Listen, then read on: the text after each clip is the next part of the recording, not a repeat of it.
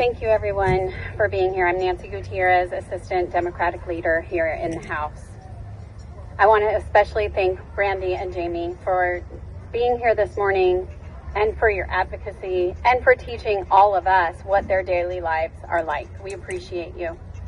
We are dealing with an emergency. We have been raising the alarm since January about this DDD supplemental appropriation. The time to act is now. Without this funding right now, these families will lose services.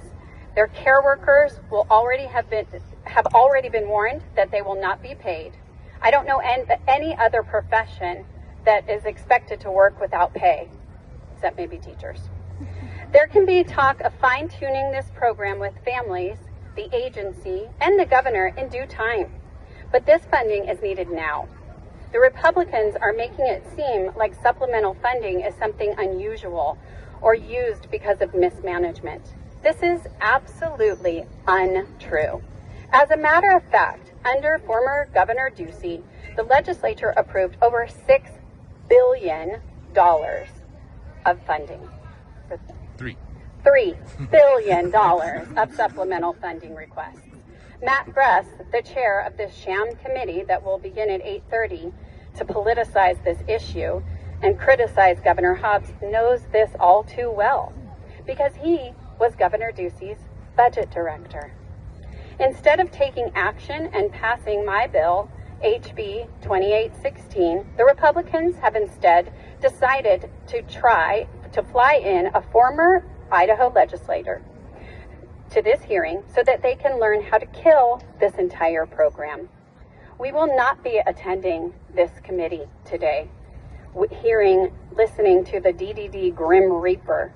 No, thank you. This woman will be implying that people who are here fighting for their rights and the rights of their family are fraudsters. Let's be clear. This program is legally and morally just. It's in accordance with all of our state laws, and we know that we are here fighting for your lives. Governor Hobbs knows it too. I want to share a joint statement with Governor Hobbs and myself that is going out to be a press release as we speak. This ad hoc committee is a waste of time and a shameless political stunt. For months, the majority has known a supplemental is necessary to protect some of our most vulnerable constituents. Yet, they've delayed, politicized, and weaponized an issue that should never have gotten to this critical point. Rather than take action to protect health care for Arizonans with autism, Down syndrome, and cerebral palsy, they are throwing political temper tantrums to delay essential funding for Arizonans with disabilities. Their continued theatrics will result in Arizonans being denied services and left without critical care. That's unacceptable to us and to the families that we serve. Important changes have been announced to save tens of millions of taxpayer dollars while protecting these life-saving services. Yet the legislative majority continues to demand cuts with no plan. They've said they want to negotiate this regular and necessary supplemental spending in a budget, but refuse to show Arizonans their plan. Their actions are both fiscally irresponsible and a threat to life-saving services. They are carelessly holding Arizonans with disabilities hostage to their political games.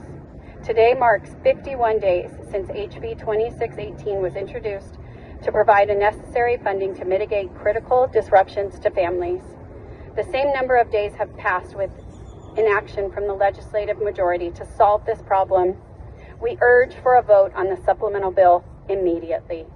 This is just me talking now, but believe me, we will continue to fight for this funding until it is granted.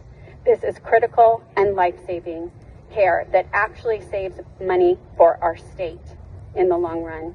It's not a political game, and you should not be a political pawn. Thank you for being here today.